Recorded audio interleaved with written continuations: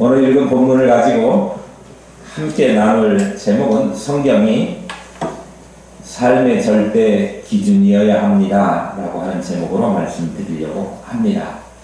한 주간 지났으니까 지나간 이야기를 다시 한번 잠깐 정리하겠습니다. 아람의 베나닷과 북이스라엘의 아합 사이에 두 번의 전쟁이 있었습니다. 그리고 3년이 지나는 동안에 베나닷이 아합에게 약속했던 성읍들 반환의 반환권, 이것을 이행하지 않으니까 아합이 남유다의 여호사밧과 손을 잡아서 아람을 쳐서 빼앗겼던 성읍, 우리 성경에 길랏 라못이라고 언급되어 있죠. 길랏 라못을 수복하자, 이렇게 제안을 합니다. 여호사밧은 아합의 이 제안을 즉각 수용하지요. 수용함과 동시에 먼저 하나님의 뜻이 어디에 있는지 물어보자, 이렇게 아합에게 제안을 합니다. 아합이 그 제안을 받아들여서 400명의 선지자들을 부릅니다. 그런데 그 400명의 선지자는 하나님을 섬긴다고 하지만 하나님을 제대로 섬기지 않고 하나님의 말씀을 그대로 전달하는 원래의 사명을 감당하지 않았던 이름만 선지자였던, 쉽게 말하면 어용 선지자였습니다. 이구동성으로 부르자마자 달려와가지고 하는 말이 아합이 반드시 이긴다, 전쟁에 나가십시오, 그렇게 장담하면서 전쟁에 참여할 것을 이야기했습니다. 아합이 불러들인 이 선지자 400명이 한결같이 아합의 승리를 이야기하면서 그렇게 길한 이야기만 아합에게 하니까 한편으로 여호사밧이 또 다른 선지자가 있느냐 이렇게 물었죠. 그러니까 여호사밧에게 아합이 뭐라고 이야기를 하느냐 그러면 한 사람 또 있기는 한데 그 사람은 늘 하는 이야기가 길한 이야기는 하지 않고 꼭 절망적인 이야기, 흉한 이야기, 우리가 진다는 이야기, 내가 죽는다는 이야기, 이런 이야기만 하니까 그 사람은 좀 그런데 라고 이야기를 하지요. 사실 아합에 대한 흉한 애언이 집중되었던 것은 아합이 그만큼 하나님에 대해서 잘못 살고 있었다라고 하는 것의 반증인데, 하나님 앞에 악하게 살았다라고 하는 것인데, 그 이야기를 듣고 깨닫는 것이 아니라 자기에게 좋지 않은, 듣기 싫은 말을 한다고 해서 그를 멀리하고 배척하고 핍박하는 그런 상황이었습니다. 어쨌든 여호사밧의 요청에 의해서 아합이 미가야 선지자를 오늘 성경 본문에 보니까 내시를 불러가지고 갔다 와라, 데려와라 이렇게 이야기하지 않습니까? 이제 미가야 선지자가 불려와서 그 사람들 앞에서 하나님의 뜻을 이야기해야 할 차례입니다. 미가야 선지자가 하나님의 말씀을 증거해야 될 그 상황, 그 장소, 그 분위기에 대해서 지금 오늘 읽은 12절까지 남은 말씀이 기록되어 있는 거예요. 무슨 얘기했는가? 이거는 오후 시간에 말씀드리려고 합니다. 우리 9절 10절을 한번 다시 보겠습니다. 이스라엘의 왕이 한 내시를 불러 이르되 이물라의 아들 미가야를 속히 오게 하라 하니라. 이스라엘의 왕과 유다의 여호사밧 왕이 왕복을 입고 사마리아 성문 어기 광장에서 각기 왕자에 앉아 있고 모든 선지자가 그들의 앞에서 예언을 하고 있는데, 이렇게 기록되어 있습니다. 이제 미가야가 불려와서 예언을 해야 될 곳의 분위기가 이렇다, 그런 이야기예요. 글로 표현되어 있으니까 이 분위기가 어떤지 잘 모르죠. 영화 대본으로 해가지고 실제로 영화처럼 재현을 하면 아주 그냥 떠들썩한 그런 광장의 분위기가 연출될 듯 합니다. 당시 광경을 한번 상상해 본다면요, 남북 이스라엘의 두 왕, 그러니까 남쪽 유다의 여호사밧, 그리고 북이스라엘의 아합이 왕자에 딱 위협을 지키고 앉아 있어요. 그것만 해도 사람들이 와 대단한 왕 둘이 모여 있는 것이니까 굉장한 상황임을 알 수 있지요. 거기에는 아합이 부른 400명의 우리가 일컬어는 어용 선지자들이 와가지고 아합이 전쟁에 나가기만 하면 반드시 이길 것입니다. 이깁니다. 그러면 군중들이 그렇지요. 이렇게 대답하는 상황이 연출되고 있다고 하는 거예요.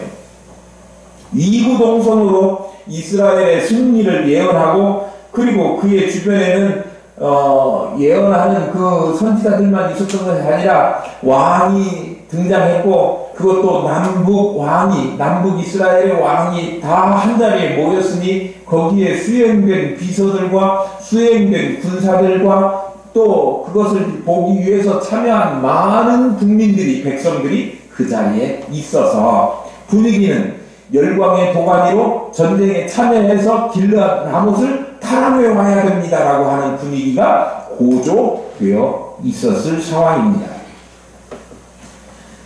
거기 누가 와야 된다고요? 미가야 선지자가 나타나가지고 이 전쟁에 나가면 아합이 죽게 됩니다 라고 하는 이야기를 해야 돼요. 사실 이런 분위기에서 이 전쟁 나가면 승리할 건데요. 우리가 나가서 꼭 탈환해 옵시다. 이런 분위기에서 이 전쟁 나가면 왕이 죽어. 이런 이야기. 그 하늘을 찌릿한 열기를 한꺼번에 싹 식히는 듯한 그런 분위기를 연출하는 말이 미가야 선지자가 해야 될 말이지요. 이런 말 하기가 쉽습니까? 굉장히 어렵습니다. 이런 장소, 이런 분위기에서 아합의 패배, 그리고 아합이 죽는다, 이런 예언을 한다고 하는 것은 사실 너무나 어려운 일이고, 아무리 그게 사실이고 진실인 이야기라고 하더라도 누구라도 이런 장소와 분위기에서 그런 말 하기는 쉽지 않을 상황이에요. 그러니까 그런 장소가 있으면 피하고 싶고 거기에는 내가 안 가고 싶은 그런 상황일 건데 왕이 불렀으니 안 갈 수도 없고 미가야 선지자가 그 앞에 서가지고 이제 아합의 죽음을 이야기해야 하는데요. 그것은요, 자신이 그 이야기 함으로써 자신의 목숨도 위험하다, 죽을 수 있다, 그런 죽을 각오를 하지 않으면 감히 입 밖으로 뱉어내기 어려운 말이 바로 그 상황에서 아합이 집니다. 북이스라엘이 길르앗 라못 빼앗기는커녕 오히려 전쟁에서 패하고 말 것입니다 라고 하는 이야기 하는 것은 그런 이야기 하는 것은 대단한 용기와 믿음이 없이는 불가능한 일이라고 하는 거죠. 불을 보듯이 찬물이 끼얹어질 건데요. 그런 말을 한다면 아마도 정신병자 취급받거나 아니면 이거 나라를 대신하는, 나라를 말아먹을 놈이라고 그렇게 비난을 받으면서 옛날에 그런 짓 하면 어떻게 되죠? 돌에 맞아 죽기가 일쑤지요. 돌에 맞아 죽을 수도 있는 상황이었습니다. 사실 이러한 일이 또 성경에 있었어요. 에레미야 선지자가 하나님의 말씀대로 유다의 멸망을 예언하다가 투옥을 여러 번 당했지 않습니까? 그냥 바른 말 하다가 생명의 위협까지도 받고 옥에 갇히는 그런 일들을 이 예레미야 선지자가 경험했는데요. 신약 시대에 오면 세례 요한이나 또 스데반 집사님 같은 사람들도 권력자나 또는 백성들의 허물을 책망하다가 스데반은 돌에 맞아, 세례 요한은 칼에 희생되어서 죽게 되었다고 하는 사실을 우리는 잘 압니다.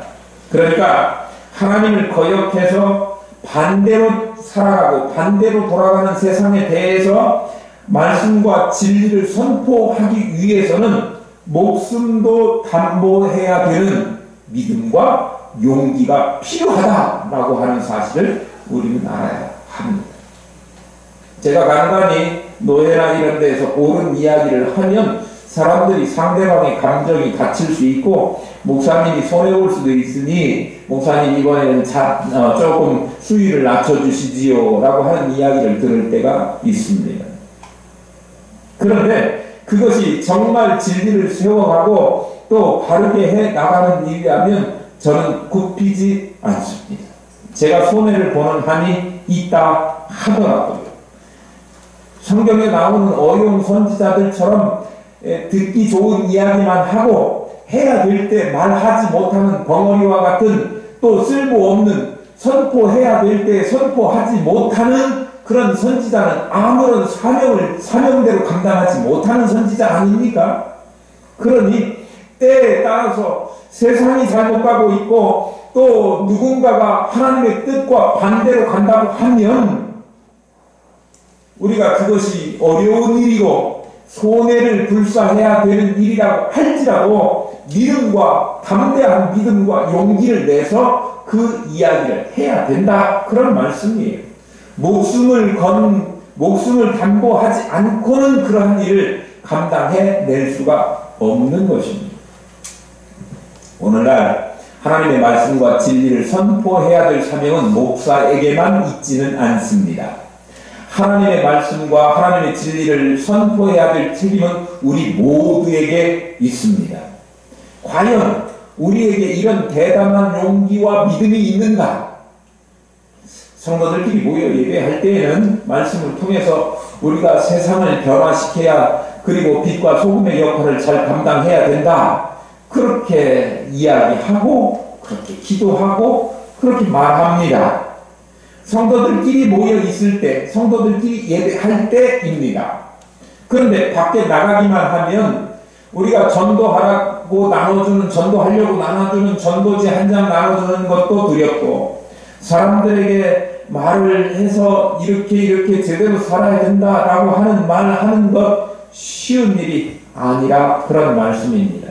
전도는 고사하고 하나님 말씀과 진리를 선포하기는커녕 자신이 그리스도인이다라고 하는 사실도 숨기고 싶어 하는 사람들이 많이 있는 시대인 것 같습니다.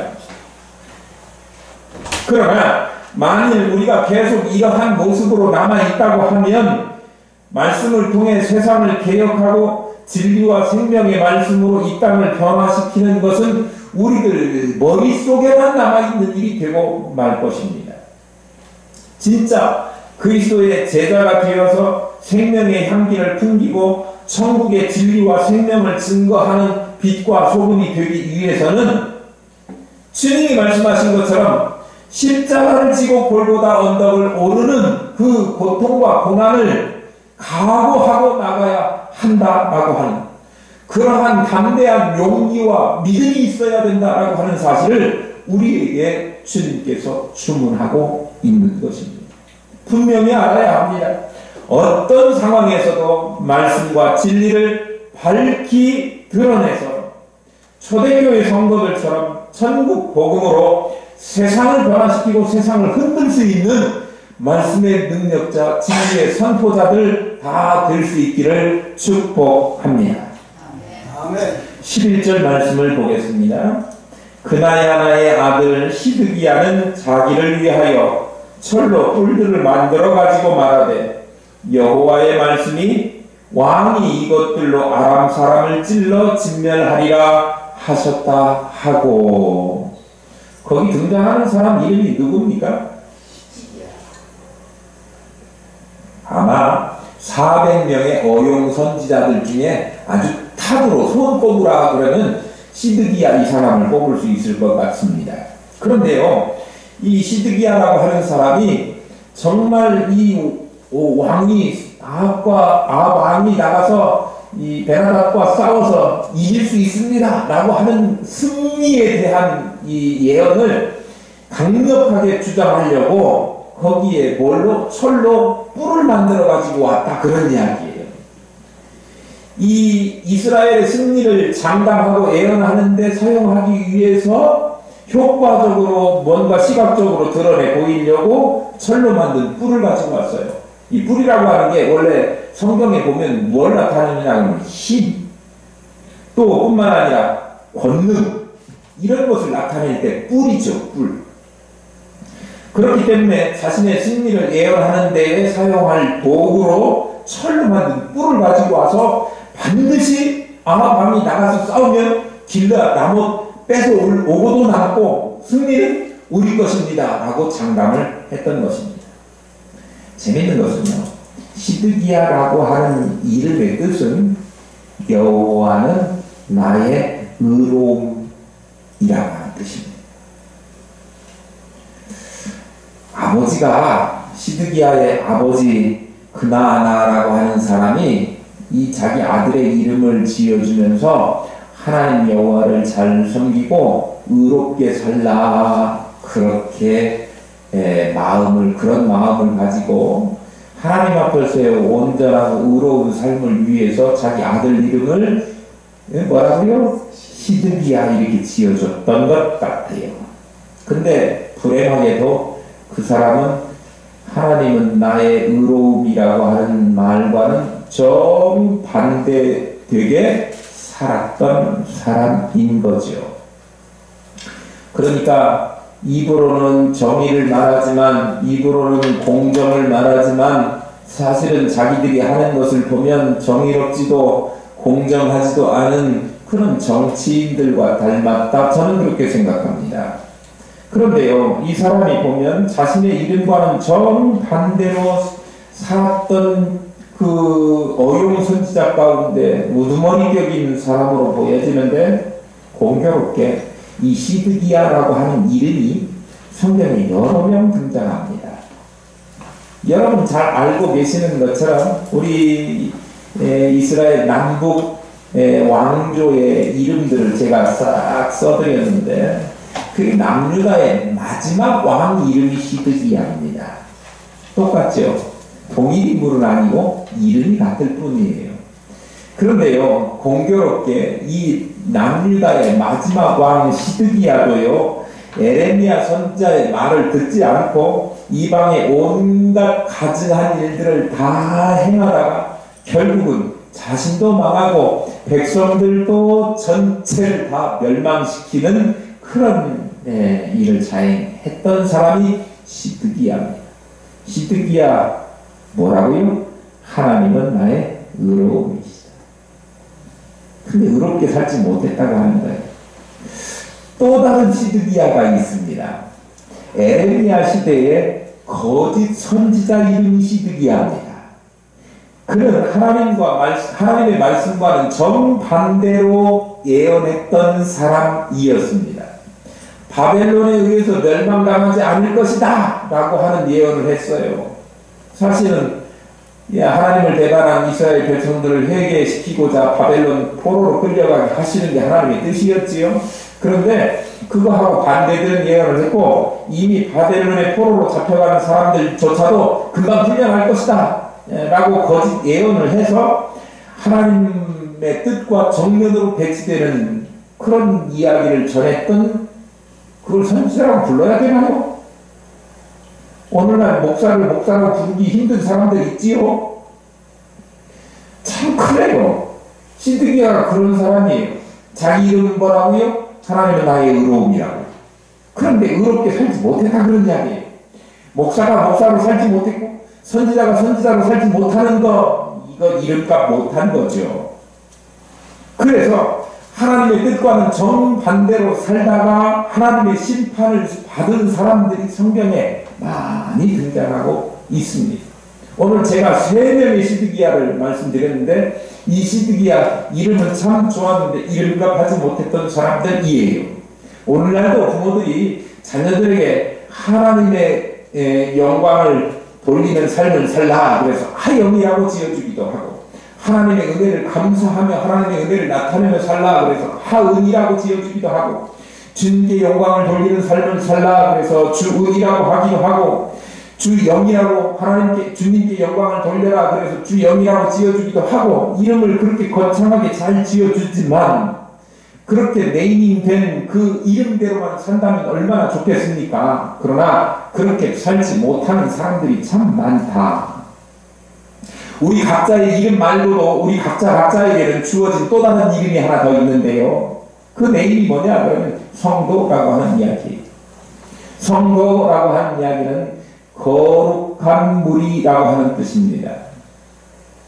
거룩한 무리, 다시 말하면 하나님께서 우리에게 성도라고 이름 지어주신 것은 우리가 그 이름에 맞게 거룩하게, 구별되게, 거룩하다고 하는 것은 구별된다고 하는 거예요. 세상 사람들과는 다르게, 이런 뜻입니다. 하나님의 기대처럼 이름에 걸맞게 구별되는 삶을 살아야 되는데 모두가 그렇게 살게 되기를 축복합니다. 세 명의 시드기야는 그렇게 살지 못했어요. 좋은 이름 여호와는 나의 의로움이다 라고 하는 뜻을 가지고 있는 이름을 가지고 있었지만 이름대로 살지 못했기 때문에 의로움을 인정받기는커녕 오히려 하나님의 책망과 그리고 하나님의 심판을 받게 되었습니다. 마찬가지로 우리도 성도라고 하는 이름을 가지고 있지만 그 이름에 합당하고 또 거룩한 삶을 살지 못한다고 하면 하나님께서 우리를 어떻게 책망하시고 우리에게 어떤 심판을 내리실지 모르는 일 아닙니까? 성도라고 불리워지는 저와 여러분 정말 부디 특별히 하늘 기쁨 교회에서 신앙생활하는 성도라고 불리워지면 그 네이밍에는 굉장한 이름값이 있는 거예요. 보통의 교회들과는 다르게 지금까지 교회들이 잘못하고 바르지 않았던 것들을 우리 교회만큼은 제대로 잘 고쳐서 하고 세상 사람들에게 뭔가 본을 보이고 소금 빛의 역할을 하자 그러면서 구호에만 그쳤던 그런 지금까지의 교회의 행태라고 하면 우리는 몸으로 힘들여서 땀 흘리면서 그들에게 봉사하고 주님의 영광을 드러내는 일을 감당하자 그렇게 세워진 교회예요. 그러니 이 교회의 성도라고 하는 이름으로 불려워진다고 하면 거기에 걸맞는 정말 이름값 하는 저와 여러분 교회 앞이지 않겠습니까? 그렇게 되시기를 축복합니다. 아멘. 400명의 선지자들이 시드기야가 뿔을 가지고 예언하는 것을 보자 더욱 힘을 얻어가지고 같은 목소리로 아합의 승리를 장담하는 예언을 했다고 오늘 12절 말씀이 기록하고 있습니다. 한번 같이 읽어주시겠습니까? 시작. 모든 선지자도 이와 같이 예언하여 이르기를 길라람으로 올라가 승리를 얻으소서. 여호와께서 그 성읍을 왕의 손에 넘기시리라 하다. 이날 우리 꼭 그 대통령 청와대에 있는 앞에 광화문 있는 것처럼 사마리아 궁 앞에 광장에 왕궁 앞에 지금 행사가 열리고 있거든요. 거기에 이구동성으로 쏟아지는 승리의 예언의 목소리가 아주 하늘을 찌를 듯 했고 또 분위기는 우리가 이긴다 그런 승리에 이미 도취되어 있는 것처럼 그런 축제 분위기가 고조되어 있었습니다. 이제 이런 분위기 속에서 미가야 선지자가 불려와서 이야기해야 될 텐데 자기는 400명의 사람들하고는 정반대되는 이야기를 할 것입니다.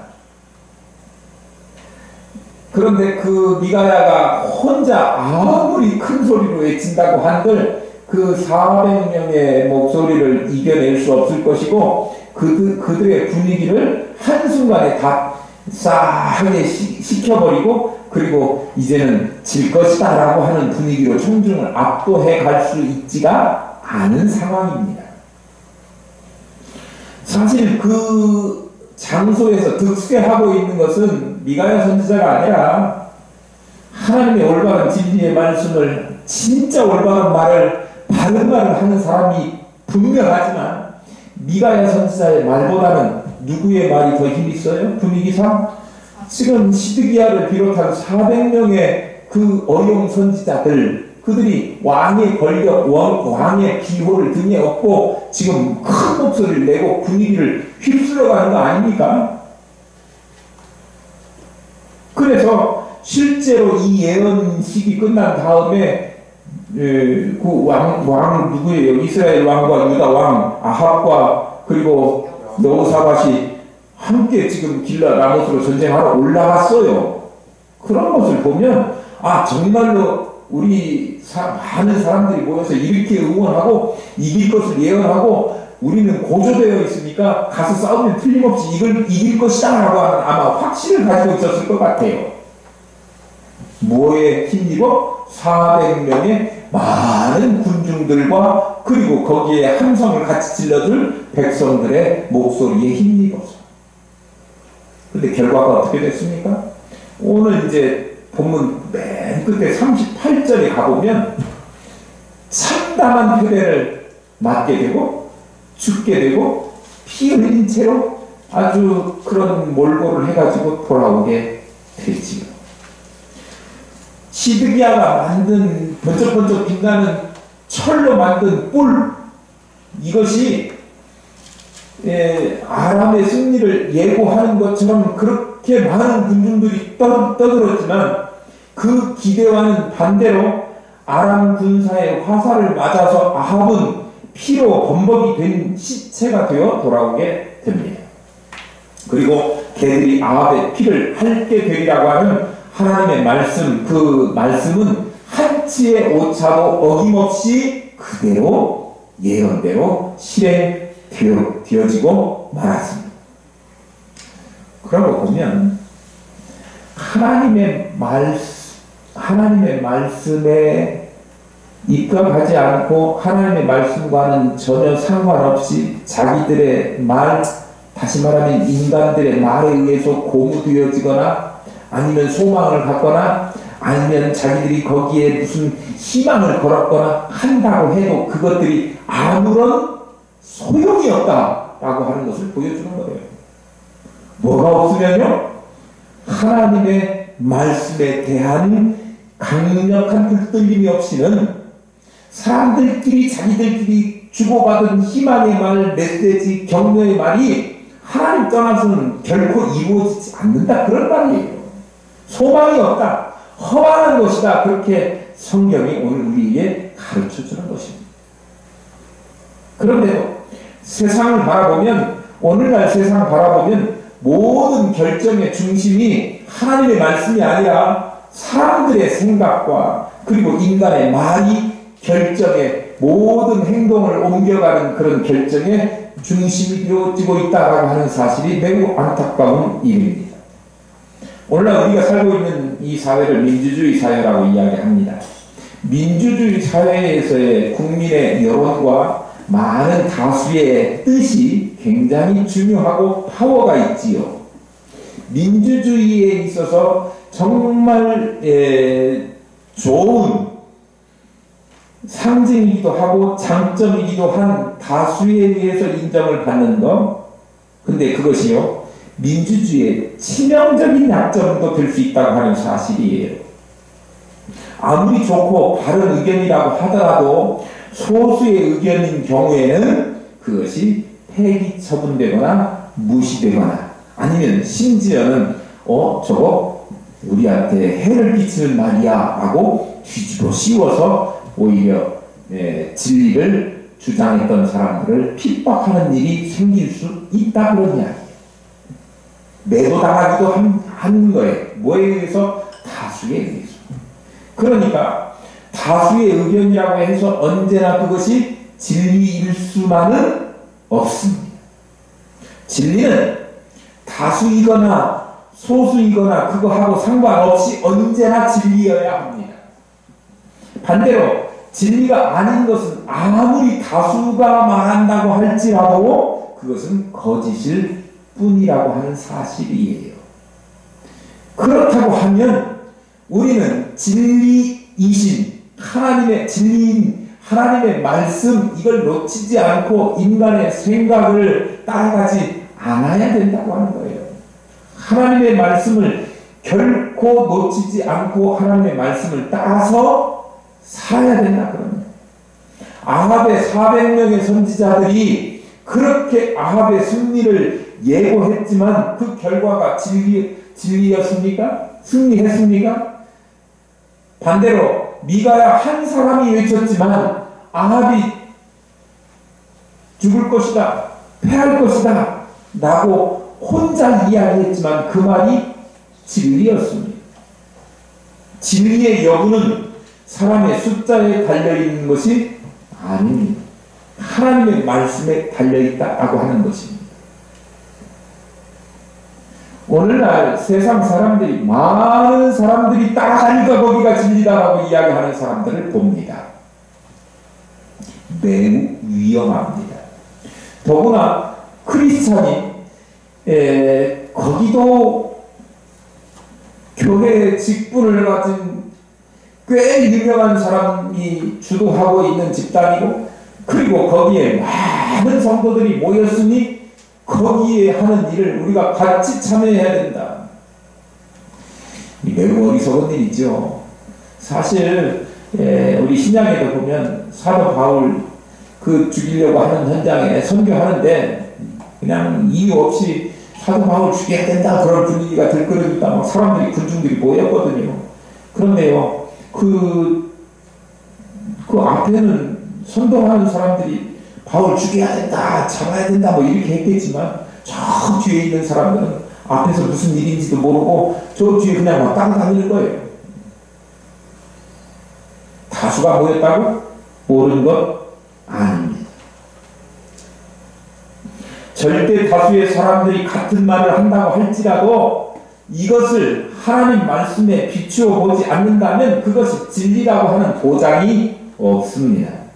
다수의 사람들의 말만 듣고 행동했던 사울이나 또는 빌라도 총독이 군중들의 말을 힘입어서, 군중들의 말을 따라서 주님을 정죄하고 잘못된 선택을 했다가 결국은 영원히 죄인이라고 하는 멍에를 뒤집어 쓸 수밖에 없지 않겠습니까?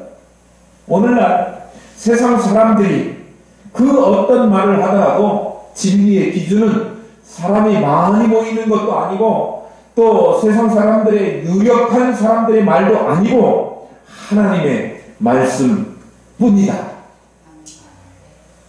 아멘 소리가 좀 적은 것 같아요. 다시 하랍니다. 다시 하랍니다. 우리 성도들의 유일한, 우리 삶에 있어서 유일한 삶의 기준과 판단의 기준은 하나님의 말씀 될 수 있기를 축복합니다. 아멘. 사람들은 스스로 자기가 진리를 말한다 그렇게 이야기하는 사람들이 참 많아요. 그럴듯해 보입니다. 그래서 많은 사람들이 그들의 말에 귀를 기울이기도 합니다. 그러나 성경은요, 어떤 길은 사람의 보기에는 바르나 필경은 사망의 길이다 그렇게 경고하고 있습니다. 아합이 쫓는 시드기야와 400명의 거짓 선지자들의 그 말은 따라가지 말아야 될, 현혹될 만한 조건을 갖추고 있지만 따라가지 말아야 될 그러한 말입니다. 반면에 아무런 세력도 없고 또 거기 따라가 봤자 고생문이 뻔하다 생각되어지는 우리 선지자, 한 명의 선지자, 선지자의 말이 그게 옳은 이야기였다라고 하는 사실을 우리가 기억한다고 하면 이 시대에 정말 하나님의 말씀으로 우리가 잘 분별해서 따라가야 될 진리를 찾아내는 것, 영안이 열려지는 것, 이것이 얼마나 소중한 일인지 모릅니다. 이 어려운 시대에 영안이 열려져서 정말 진리의 말씀, 하나님의 말씀으로 우뚝 서는 저와 여러분 되셔서 멸망의 길로 가지 않고 하나님이 기뻐하시는, 하나님이 원하시는 길로, 비록 그 길이 고생의 길이고 힘든 길이라고 할지라도 그 길을 선택할 줄 아는 참 지혜가 저와 여러분에게 있기를 축복합니다. 주님